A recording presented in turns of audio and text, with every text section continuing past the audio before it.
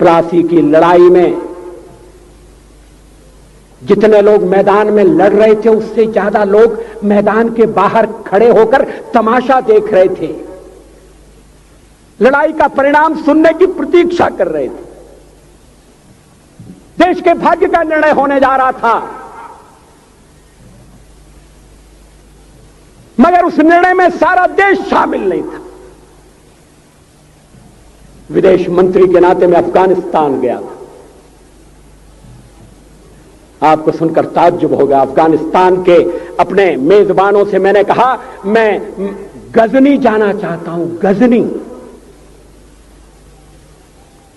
पहले वो मेरी बात उनकी समझ में नहीं आई, कहने लगे गजनी तो कोई टूरिस्ट स्पॉट नहीं है, गजनी में कोई 5 स्टार होटल नहीं है, गजनी में आप जाकर क्या करेंगे, गजनी में आप जाकर क्या देखेंगे। मैं उन्हें पूरी बात नहीं बता सकता था।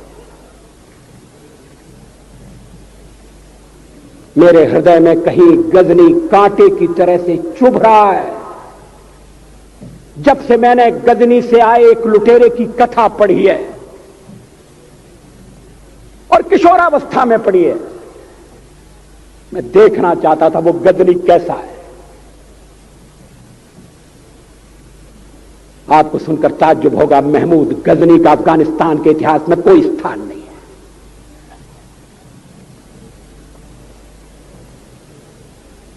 गजनी छोटी सी जगह है, छोटा सा गांव है। कल्पना करिए, सैकड़ों साल पहले वहां धूल उड़ती थी, झोंपड़ियां थी, मगर एक लुटेरा लुटेरों को इकट्ठा करता हुआ सोने की चिड़िया को लूटने के लिए चला आया। आपस की फूट से जो राजा है वो लड़ेगा, जो क्षत्रिय है वो लड़ेगा। हमने समाज के बहुत बड़े वर्ग को लड़ने के अधिकार से वंचित कर दिया। हमने उन्हें हथियार नहीं उठाने दिए।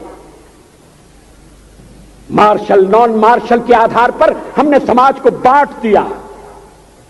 वो लुटेरा सोमनाथ के मंदिर तक चला गया। पुजारी देखते रहे।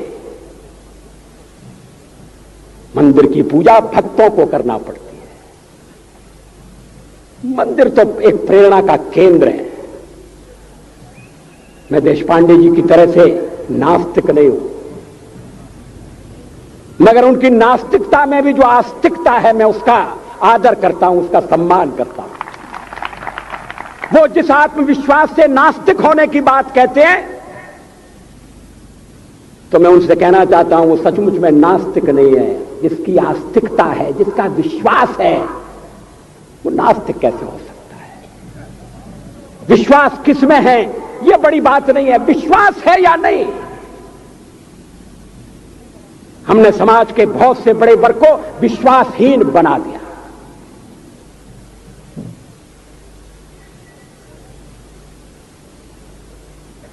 लोगों ने हथियार नहीं उठाए, वेद पढ़ने के दरवाजे बंद कर दिए। इसलिए हम पादाक्रांत हुए।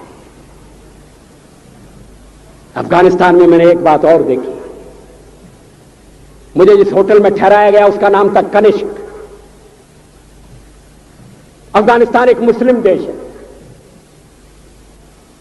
मुझे बड़ा ताज्जुब हुआ। मैंने कहा कनिष्क यहां कहां से आया? तो मेरे साथ अफगानिस्तान के विदेश मंत्री थे। मैंने कहा कनिष्क आपका कौन लगता है? कनिष्क से आपका क्या संबंध है? कहने लगे कनिष्क हमारा पूर्वज है, कनिष्क हमारा पुरखा है। He was one of our forefathers. मैंने कहा तब तो हमारे आपके पुरखे एक हैं। अफगानिस्तान के लोगों ने उपासना पद्धति बदली है, संस्कृति नहीं बदली।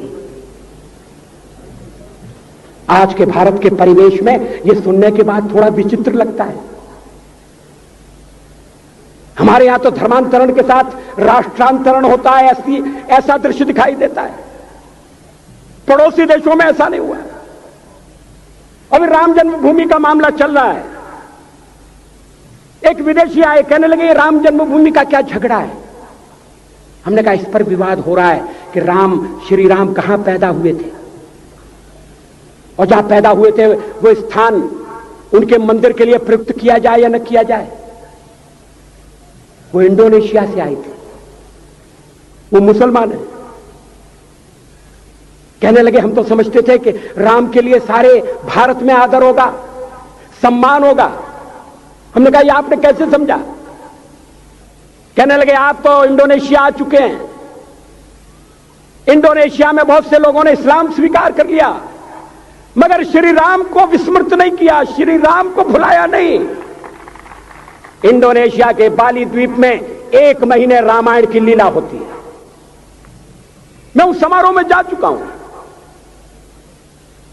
उस समय भी विदेश मंत्री मेरे पास बैठे थे। मैंने कहा ये रामायण ये क्या हो रहा है। मैंने कहा एक्सीलेंसी ये मंच पर क्या हो रहा है। कहने लगे एक्सीलेंसी आपको पता होना चाहिए।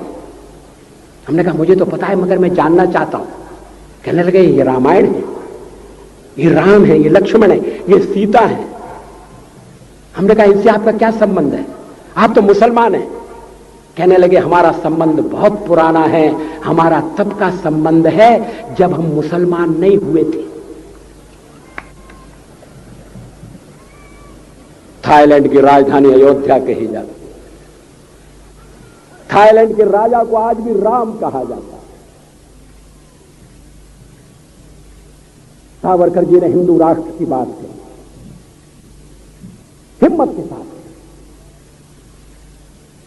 बुनियादी तौर पर भारत हिंदू राष्ट्र है।